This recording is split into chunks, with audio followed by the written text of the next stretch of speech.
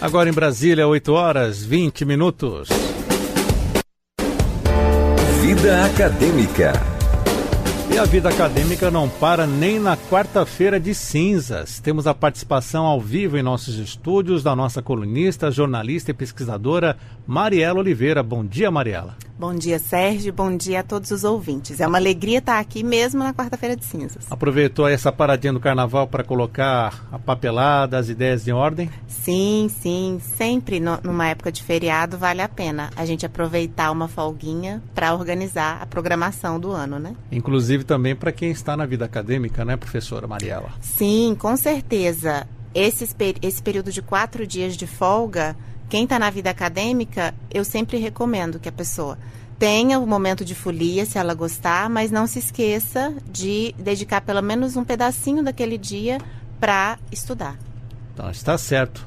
Professor, estamos na Semana da Mulher, sexta-feira, Dia Internacional da Mulher, e eu gostaria de tratar com a senhora sobre a participação feminina na vida acadêmica.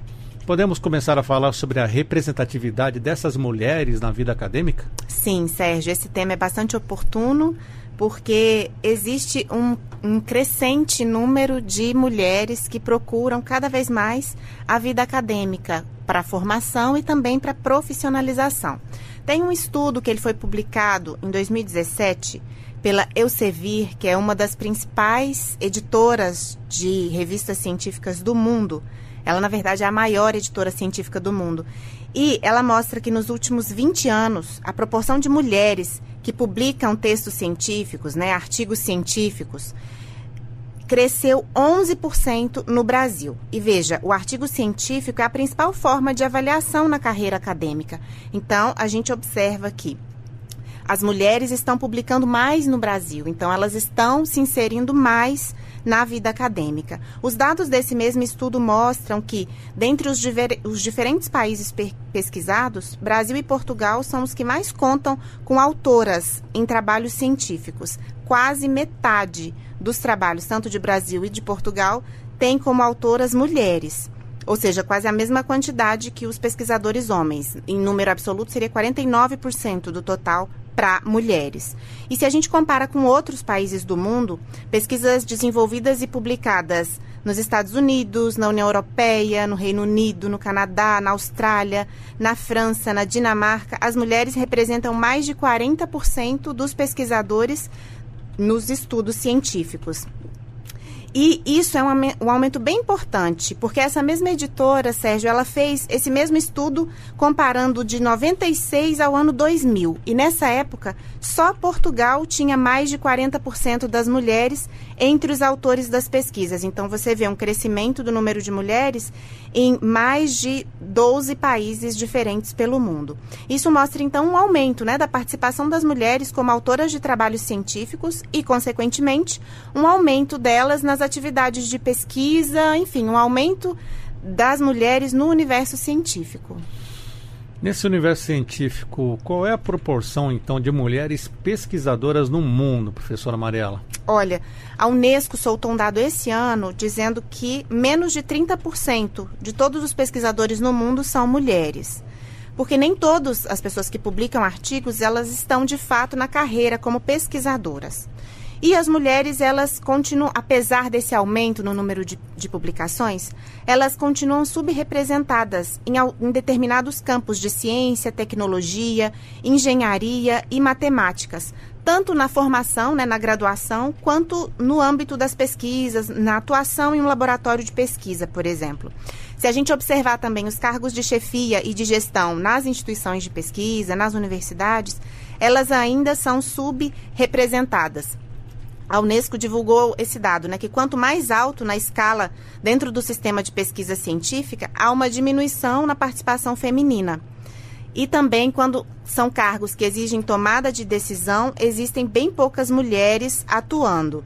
O que não significa que as mulheres são menos capazes que os homens, tá, Sérgio, nessa área? Porque a gente tem que lembrar, por exemplo, que na principal premiação na área acadêmica, né, o Prêmio Nobel, de 904 pessoas que já foram premiadas desde o início do século passado, quando o prêmio começou, 51 só são mulheres. 904 premiados e 51 mulheres. E a primeira mulher a ganhar esse prêmio foi uma cientista polonesa de naturalização francesa, que conduzia pesquisas na área da radioatividade, a Marie Curie, que é um nome um nome de bastante destaque, bastante exemplar, assim, para quem está na área acadêmica. Porque ela foi a primeira mulher a ganhar um prêmio Nobel e a primeira pessoa e única mulher a ganhar o prêmio 2 vezes, tanto na área de física quanto na área de química. Então é importante a gente reconhecer que as mulheres, apesar de ainda terem uma representatividade menor que os homens, elas podem exercer a profissão de pesquisadora, de cientista, de docente, enfim. E, professora Mariela, como fazer para incentivar a maior participação das mulheres na vida acadêmica? Olha, Sérgio, é uma decisão muito institucional, sob meu ponto de vista. Porque muita gente atribui a menor produtividade da mulher porque ela tem funções que são diferentes do homem, funções biológicas, inclusive, né? A mulher que sai de licença maternidade, né? Quando ela sai de licença maternidade, por exemplo, ela vai estar por 6 meses longe do universo da pesquisa. E aí, esse período de licença maternidade nem sempre é considerado pelos órgãos que pontuam a produtividade dessas mulheres. Então, ela é comparada com um homem que nunca sai de licença maternidade. Então, uma mulher que tem 4 filhos, ela vai ficar 2 anos fora de um laboratório, por exemplo, pelo menos. E ela não pode ser penalizada por isso, né?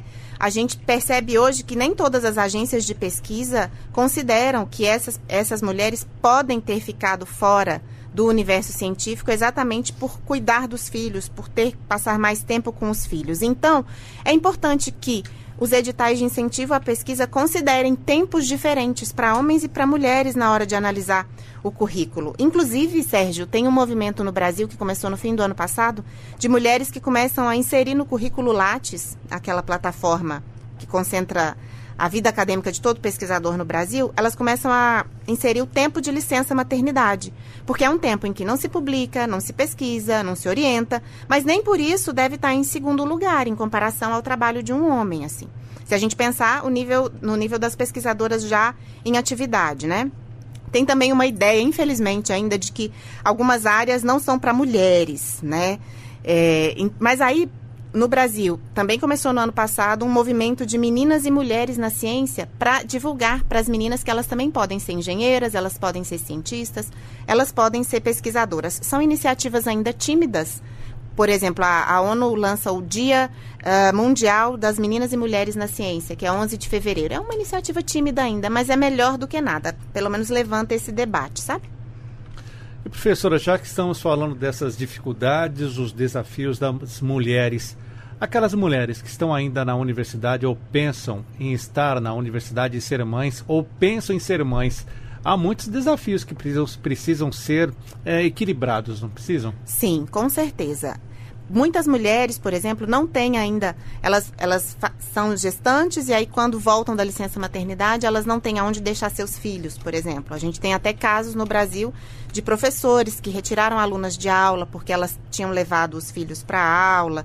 Enfim, mas um direito importante que foi conquistado pelas estudantes de pós-graduação no Brasil, Sérgio, foi a possibilidade de licença maternidade para as mulheres que engravidam durante a pós-graduação. Porque quem tinha bolsa de pesquisa, até um tempo atrás, não tinha bolsa no período da licença maternidade. Imagina, que é um período essencial na vida da mulher que decide ser gestante, né, ser mãe. Mas ainda tem muitos desafios. Por exemplo, a gente não tem hoje muitos espaços acadêmicos que dão condições para essa mulher que é mãe amamentar os seus filhos, né? Aquelas mulheres que querem, por exemplo, trabalhar durante os 6 meses de licença maternidade para assistir a aula. Tem professores que nem sempre entendem essa necessidade de algumas mulheres que não vão conseguir ir à aula porque tem que ficar com o filho. Então, às vezes, ela tenta levar o filho para a aula e é barrada na porta da universidade, né?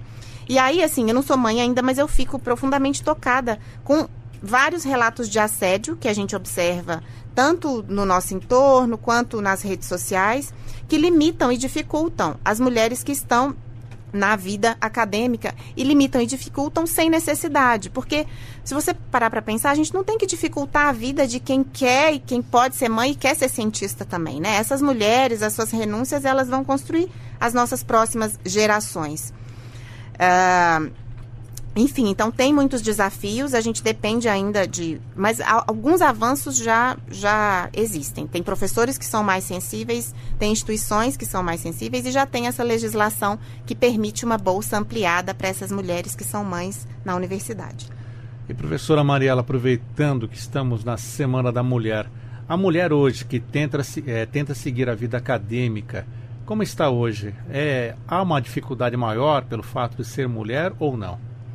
Olha, Sérgio, tudo vai depender de onde ela vai querer trabalhar, né? Porque nos concursos públicos, em geral, independe se você é homem ou se você é mulher, né? Mas o ambiente acadêmico, por vezes, ainda é muito discriminatório. A gente ainda observa algumas cenas, tanto dentro de sala de aula, de professores que, por vezes, questionam se aquela mulher, né? Por exemplo, numa turma de engenharia, há relatos e há casos de mulheres que dizem, olha, meu professor olhou para mim e falou, esse lugar não é para você. Você não vai dar conta. Ou, nossa, você tem 4 filhos, como é que você vai ser engenheira? Como é que você vai ser arquiteta? Enfim, a gente tem... mas durante um concurso público, por exemplo, não, porque, enfim, são homens e mulheres disputando a mesma vaga. É claro que, e num concurso público, geralmente não se pergunta, você tem filhos? Agora, já no mercado de trabalho, infelizmente, a gente tem relatos de mulheres que não são contratadas, ou porque estão gestantes, ou porque têm filhos, né? Ou filhos pequenos, enfim. Acho que a nossa sociedade precisa entender que nós precisamos das mulheres, né? Senão, como é que a gente vai ter as próximas gerações? Não vê a maternidade como uma coisa que é excludente. Ou ela vai ser profissional, vai ser trabalhadora, ou ela vai ser mãe. Não. A sociedade tem, e as mulheres têm que buscar suas redes de apoio e formas de incluir essa mulher que é mãe, tanto no mercado de trabalho, quanto na vida acadêmica. Porque, inclusive, Sérgio, várias invenções, posso dizer assim, que ninguém sabe, foram criadas por mulheres. Eu não sei se você sabe, mas, por exemplo, os softwares de computador que a gente usa hoje, foi a doutora Graça Murray, que ela foi uma das primeiras a inventar a linguagem de computação, uma linguagem de computação que é mais amigável. Se você for pensar, um colete à prova de balas, adivinha quem é que foi o inventor? Quem foi? Todo mundo acha que é um homem, mas não, foi uma mulher. Foi uma química, Stephanie Knowlen. Ela inventou a fibra que é usada para fazer o colete à prova de balas. O bote salva-vidas, por exemplo. Quem inventou foi uma mulher também, foi Maria Bazelay. Inventou o bote salva-vidas. Enfim, tem uma série de invenções. E até a cerveja, viu, Sérgio? Cerveja?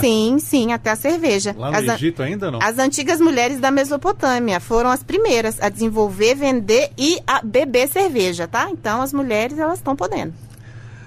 E Mariela, para aproveitar a participação tua, dia 8, Dia Internacional da Mulher, e qual a mensagem final que você deixa para a mulher que pretende seguir a vida acadêmica, como ela deve agir, como ela deve planejar a vida acadêmica dela?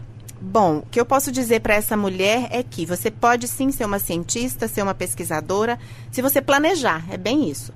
Você precisa, infelizmente, na nossa sociedade, a gente luta tanto pela igualdade com os homens, né, mas de uma forma equivocada, porque nós não somos iguais aos homens. As mulheres têm necessidades diferentes e elas precisam entender isso.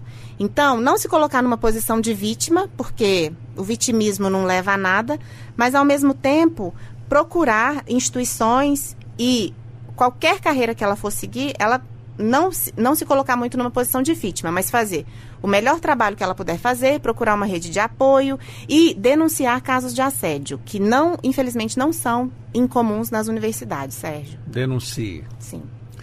Quero agradecer a participação da nossa colunista do quadro Vida Acadêmica, jornalista e pesquisadora Mariela Oliveira, hoje falando sobre a Semana da Mulher e o contexto todo da participação feminina na vida acadêmica e também profissional.